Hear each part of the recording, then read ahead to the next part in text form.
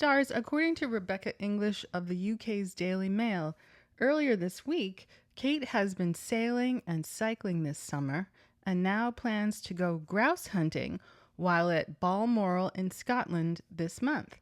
It sounds pretty taxing for someone who is so seriously ill, according to Dan Wooten. It is doubtful that either of these two, quote, reporters know anything. These two are always posting exciting articles with no credible sourcing that say either nothing or spew fantasies. It's a clickbait money grab to get AdSense dollars as well as subscribers, right?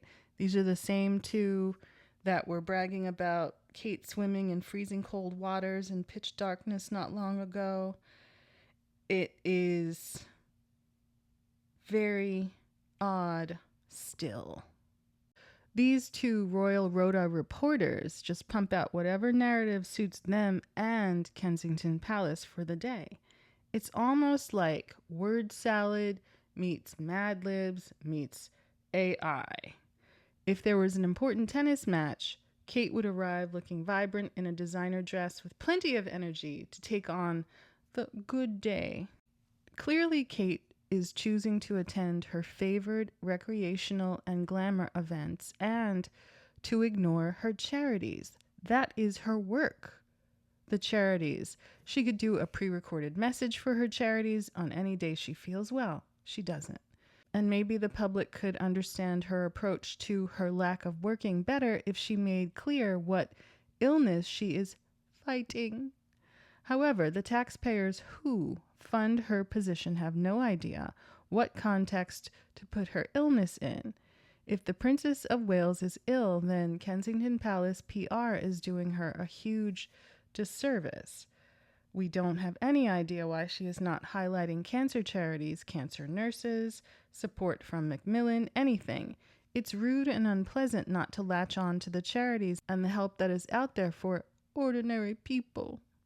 It seems like it would be an easy thing to do. Charles and Camilla spent a whole day highlighting cancer charities this past spring, in person, when King Charles is ill with a very specific kind of cancer.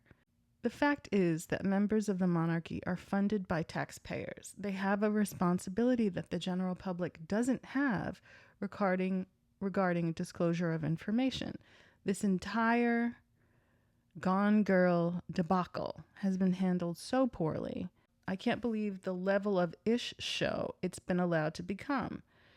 It's fascinating to watch people swallow it down without question and defend all of these sus behaviors, images, videos, body doubles, Photoshop. The gaslighting is epic, and certain people are eating it up. I think if I was sick with anything that zapped my strength, I would dedicate days of energy to my family first and to hell with anything else, right? That's understandable.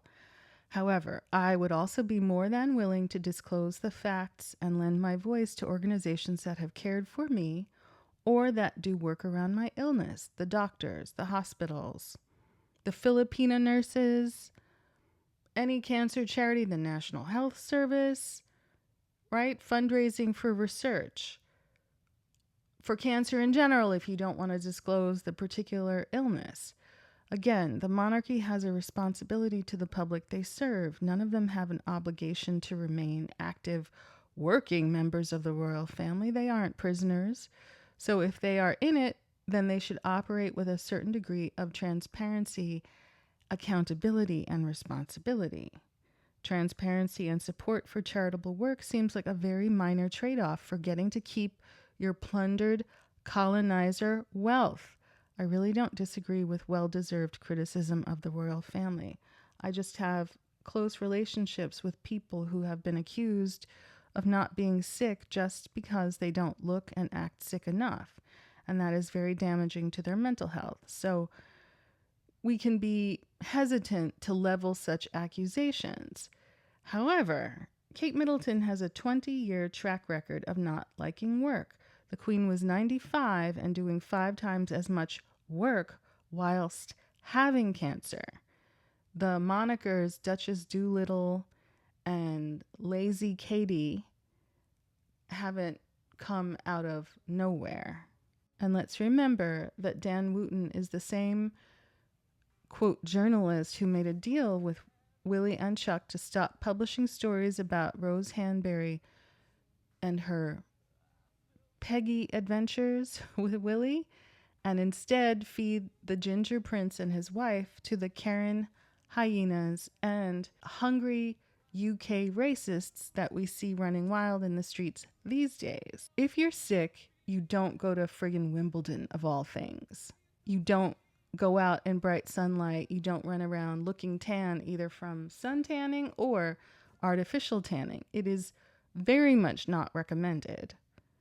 And this may never return is nothing to do with illness, in my opinion. It's to do with something else, marriage problems, a deal done about something, because you cannot turn out looking so fabulous if it's illness. My lovely friend undergoing chemo with breast cancer, wearing a wig, carrying on in the best way she can, could not be scrubbed up to look like Kate.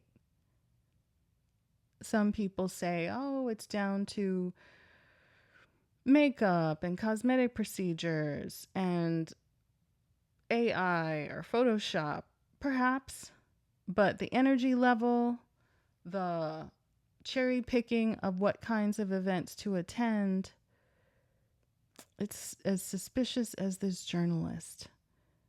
Dan Wooten is an unreliable source, and he's been kicked out of legitimate journalism depots, let's call them, and now is on YouTube trying to earn a cute coin with his creative writing, let's call it.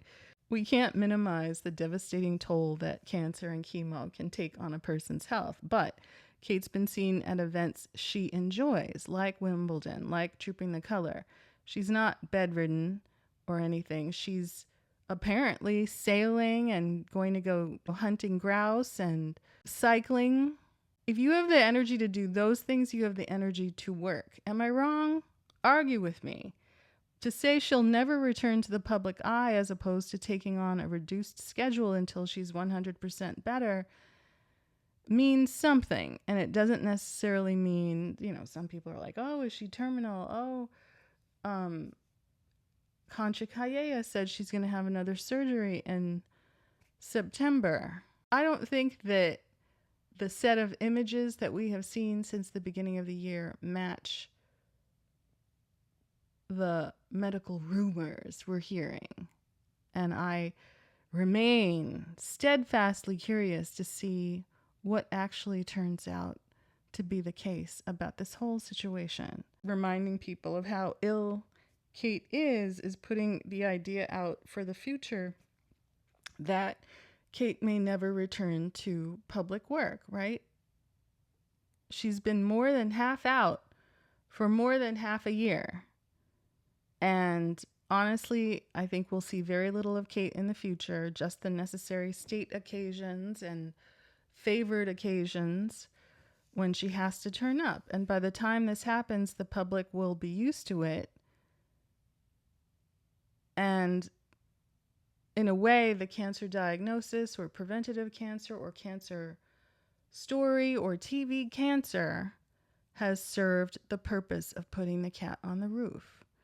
You're letting us know something isn't quite right, and you're just delivering the shift in drips and drabs. Eventually, very little Kate to no Kate, maybe someone else is going to step into that role. But this drumbeat has been drumming since 2022. The advent of Adelaide Cottage as a residence with 4 bedrooms, one for Kate and one for each of the 3 children.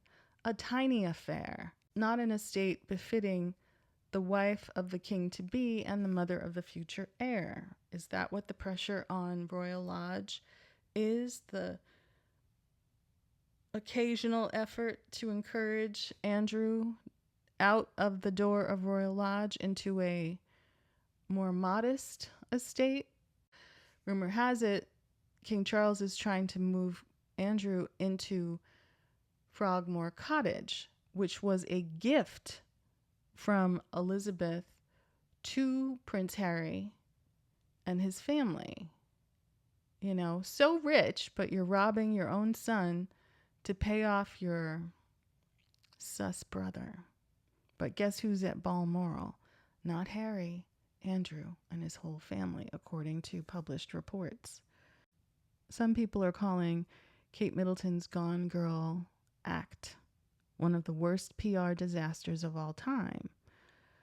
But disaster, the Gone Girl act turned Kate Middleton's popularity numbers positive. They were in the toilet after all the pandemic secret jaunts overseas, while other people couldn't even travel to see sick or passed away relatives, right? We know Kate went to the beach and Kate went skiing in 2020 while the rest of us were at home. I wonder how Kate's antics attacking Princess Meghan in person and in the media have played with the actual British public, not the people that write the stories for the UK toxic media depots. Kensington Palace can pay for favorable coverage from toxic British media depots. Kensington can pay Murdoch and Rothermere to harass Harry and Meghan, if not with actual dollars, then in kind, with offshore business tax breaks and all sorts of give backs for inheritance and arcane bits of the UK tax code, right? All them taxes flowing from working people to the royal family.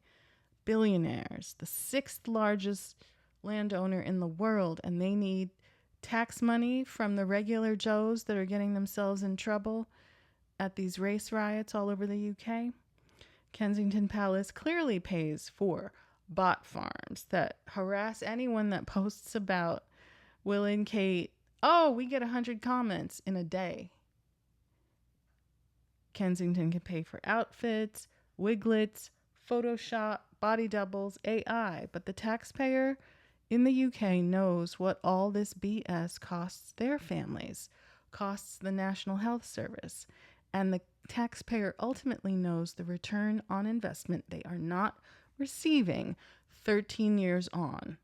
Honestly, the royal family should wrap up the whole dreary, tawdry criminal experiment and get all the members of the royal family jobs at Tesco. I hear William hired someone from Tesco who might be able to get all of the royal family resumes to the top of the pile. That way, the left behind welfare royals can learn about providing service to the public with a smile.